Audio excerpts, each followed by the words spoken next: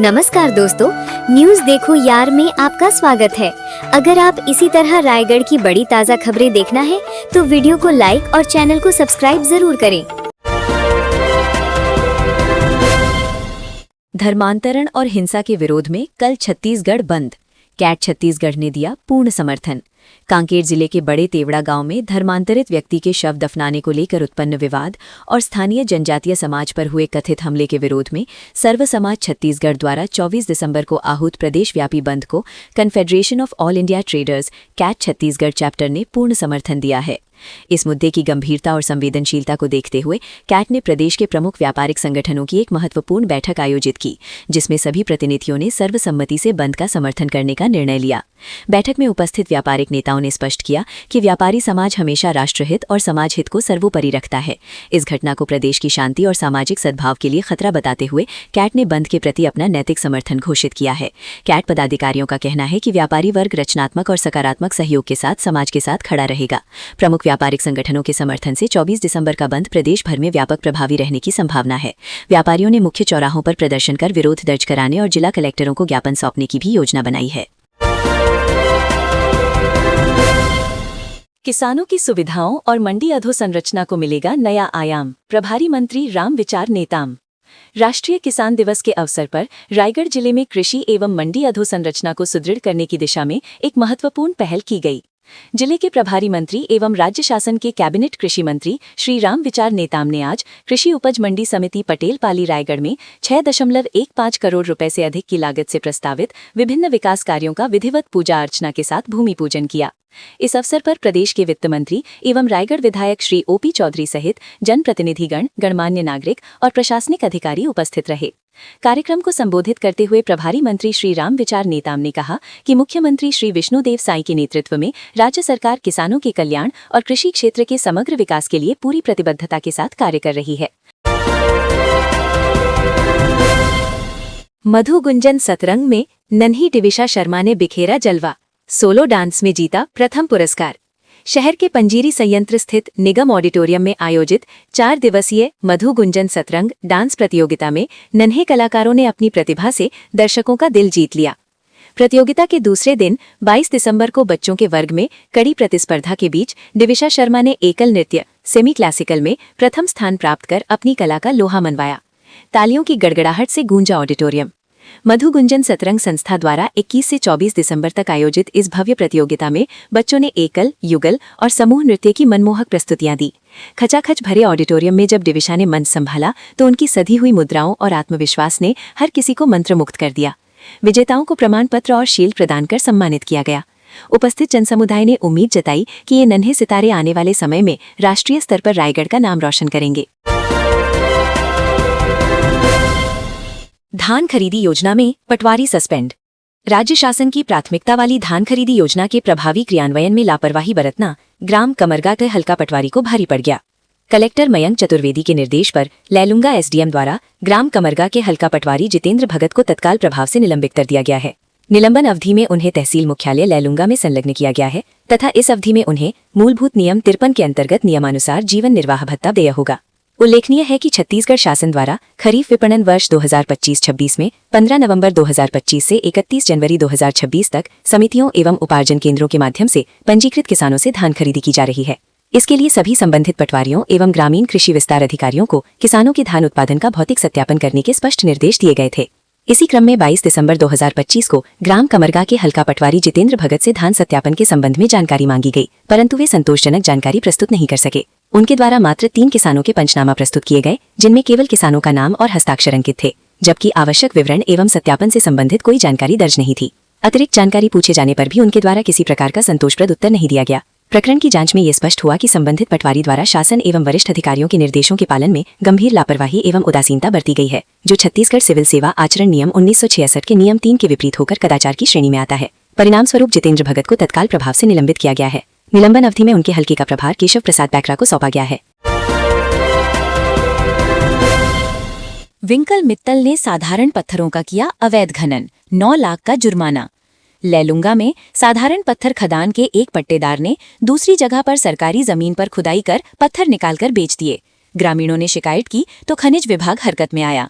मौका जांच के बाद करीब 757 घन मीटर पत्थर निकाले जाने की रिपोर्ट प्रस्तुत की गई, जिसके बाद करीब 9 लाख रुपए का अर्थदंड वसूला गया है। अवैध खनन केवल कोयला, चूना पत्थर या डोलोमाइट का ही नहीं होता है, बल्कि साधारण पत्थर खदानों के पट्टेदार भी मनमानी करते हुए अवैध खनन कर रहे हैं। लैलूंगा तहसील में ऐसा ही अवैध खनन का बड़ा मामला सामने आया है। ग्राम जामबहार में मिंकल मित्तल पिता अशोक मित्तल को साधारण पत्थर खनन की लीज आवंटित की गई है। आवंटित खनी पट्टे की भूमि के अलावा कुछ जगहों पर अवैध खनन करने की शिकायत कलेक्टर से की गई थी। धान खरीदी के आधे दिन खत्म, केवल 1/3 किसान बेच सके धान। धान खरीदी का आधा समय खत्म हो चुका है। 26 दिनों की खरीदी पूरी हो चुकी है, जबकि 25 दिन बचे हैं। अब तक केवल 33% किसानों ने ही धान विक्रय किया है, जो लक्ष्य का 29% है। आने वाले दिनों में टोकन और लिमिट नहीं बढ़ाई गई तो किसानों को परेशानी हो सकती है। प्रदेश में समर्थन मूल्य पर धान खरीदी 15 नवंबर से प्रारंभ हो चुकी है। अब तक 26 दिनों की खरीदी हुई है। जिले में पंजीकृत किसानों की संख्या 83,532 है, जिसमें से अब तक 27,848 ने धान विक्रय किया है। इस बार रायगढ़ जिले में 55.64 लाख क्विंटल धान खरीदी का लक्ष्य तय किया गया है। पिछले साल 50.87 लाख क्विंटल धान खरीदा गया था। अब तक की 26 दिनों की धान खरीदी में 16.29 लाख क्विंटल धान खरीदा जा चुका है।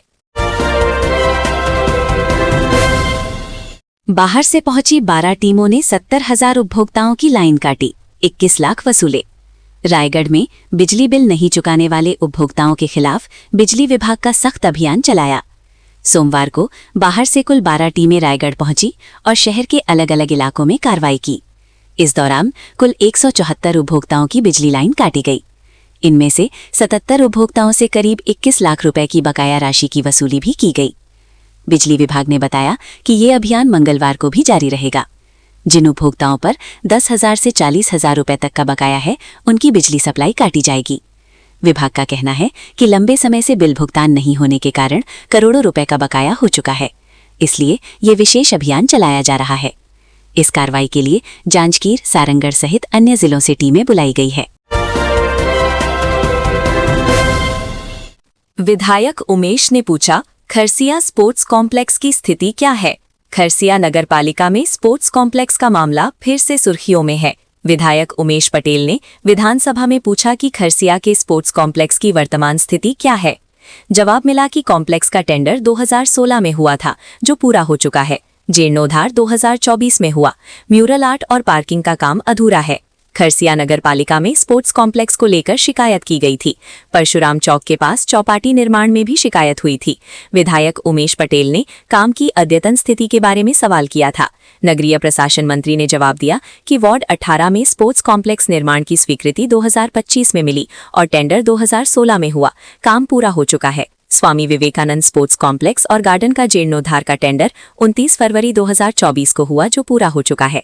बॉक्स क्रिकेट निर्माण, वेटिंग हॉल में म्यूरल आर्ट कार्य, वाटरफॉल में म्यूरल आर्ट और कॉम्प्लेक्स प्रवेश द्वार में म्यूरल आर्ट कार्य का टेंडर 2025 में हुआ है, जो अधूरा है। वहीं पार्किंग और फुटपाथ निर्माण का टेंडर भी किया गया है, लेकिन निर्माण अधूरा है। सरसमाल के नाले में डाल रहे थे गंदा पानी, जेपीएल पर 3.5 लाख का जुर्माना। प्रदूषण के लिए केवल स्टील और पावर प्लांटों को ही जिम्मेदार ठहराया जाता है, जबकि कोयला खदानों में भी कई तरह की विसंगतियां पाई जाती हैं। माइन से निकल रहे गंदे पानी को बिना उपचार के पास के जल स्रोतों में छोड़ दिया जाता है। जिंदल पावर की कोयला खदान 4/2 व 4/3 से पास के नाले में पानी छोड़े जाने की शिकायत हुई थी। पर्यावरणीय शर्तों के मुताबिक कोयला खदान के अंदर भरे पानी को उपचार के बाद ही बाहर छोड़ा जा सकता है। जिंदल पावर लिमिटेड की कोल माइंस गारेपेलमा 4/2 व 4/3 से गंदा पानी सरसमाल गांव के नाले में छोड़े जाने की शिकायत की गई थी। इस पर छग पर्यावरण संरक्षण मंडल ने खदान की जांच की थी। मौके पर पाया गया कि खदान से गंदा पानी सीधे छोड़ा जा रहा था, जो नाले में मिल रहा था। खदान की गार्लिन ड्रेन से पानी निकल रहा था। खदान के कोल हैंडलिंग प्लांट से भी पानी परिसर के बाहर छोड़ा जा रहा था। इसकी जानकारी जेपीएल प्रबंधन को भी नहीं थी। इस पर कंपनी को नोटिस दिया गया। पुनः मौके की जांच की गई, जिसमें समाधान किया गया, लेकिन इतने दिनों तक गंदा पानी डिस्चार्ज करने के कारण प्राकृतिक जल स्रोत को नुकसान हुआ। नाले का पानी आगे जाकर केलो नदी में मिलता है। कई गांव के लोग निस्तारी के लिए भी इसका उपयोग करते हैं। पर्यावरण विभाग ने जेपीएल पर 3.3 लाख रुपए जुर्माना लगाया है। जूट मिल क्षेत्र में काल बनी रफ्तार, खड़े ट्रक में जा घुसी बुलेरो। 3 युवकों के जान जाने की खबर से मचा कोहराम। रायगढ़ के जूट मिल थाना अंतर्गत कोडातराई रोड पर अभी एक बेहद दर्दनाक और रोंगटे खड़े कर देने वाला सड़क हादसे की खबर मिली है। बताया जा रहा है कि यहां एक तेज रफ्तार बोलेरो अनियंत्रित होकर सड़क किनारे खड़े ट्रक में पीछे से इतनी जोर से जा घुसी कि बोलेरो का अगला हिस्सा पूरी तरह पिचक गया है। टक्कर की आवाज सुनकर आसपास के ग्रामीण तुरंत मौके पर पहुंचे। प्रत्यक्षदर्शियों की माने तो बोलेरो की हालत देखकर अंदाजा लगाया जा सकता है कि हादसा कितना भयावह था। स्थानीय सूत्रों के हवाले से खबर आ रही है कि हादसे में 3 युवकों की मौके मौत हो गई है। हालांकि इसकी आधिकारिक पुष्टि पुलिस ने अभी तक नहीं की है। सड़क हादसे में रनभाठा के स्कूटी चालक की मौत। अज्ञात वाहन के चालक ने तेज रफ्तार व लापरवाही पूर्वक गाड़ी चलाते हुए स्कूटी को ठोकर मारते हुए फरार हो गया। इस घटना में गंभीर चोट आने की वजह से स्कूटी चालक की मौके पर ही मौत हो गई। उक्त मामला पुसौर थाना क्षेत्र का है। इस संबंध में मिली जानकारी के मुताबिक पुसौर थाना क्षेत्र के ग्राम रनभाटा निवासी नील सागर यादव बीती रात को तकरीबन 10 बजे अपनी स्कूटी क्रमांक CG11BJ8483 से किसी काम से कोडातराई जाने के लिए निकला था। इसी दौरान ग्राम पुसलदा मोड़ के पास अज्ञात वाहन चालक द्वारा तेजी व लापरवाही पूर्वक वाहन चलाते हुए स्कूटी को पीछे से ठोकर मारते हुए फरार हो गया। परिजनों को जब इस बात की जानकारी हुई तब वे तत्काल मौके पर पहुंचे और पुलिस को घटना की सूचना दी। पुसौर पुलिस ने शव को अस्पताल पहुंचाया तथा आज सुबह पोस्टमार्टम कार्रवाई के बाद अंतिम संस्कार के लिए शव परिजनों के सुपुर्द कर दिया। वहीं मृतक के भाई हेम सागर यादव की रिपोर्ट पर अज्ञात वाहन चालक के विरुद्ध BNS की धारा 1061 के तहत अपराध पंजीबद्ध कर उसकी पतासाजी प्रारंभ कर दी है। रायगढ़ में SIR मतदाता सूची का ड्राफ्ट जारी। 9.14 लाख में से 8.33 लाख मतदाताओं ने जमा किया गणना प्रपत्र। 58,000 से अधिक एब्सेंट। छत्तीसगढ़ के रायगढ़ जिले में विशेष गहन पुनरीक्षण स्पेशल इंटेंसिव रिवीजन SIR के तहत पहली लिस्ट जारी कर दी गई है। कलेक्टर और जिला निर्वाचन अधिकारी मयंक चतुर्वेदी ने राजनीतिक दलों की बैठक ली, जिन्हें मतदाता सूची दी गई। कलेक्टर एवं जिला निर्वाचन अधिकारी ने बताया कि रायगढ़ जिले में कुल 9,14,669 पंजीकृत मतदाता हैं।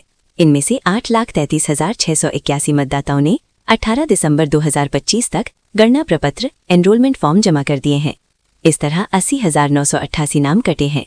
वहीं 58,553 मतदाता एब्सेंट या स्थायी रूप से स्थानांतरित पाए गए, जिनके गणना पत्रक प्राप्त नहीं हो सके।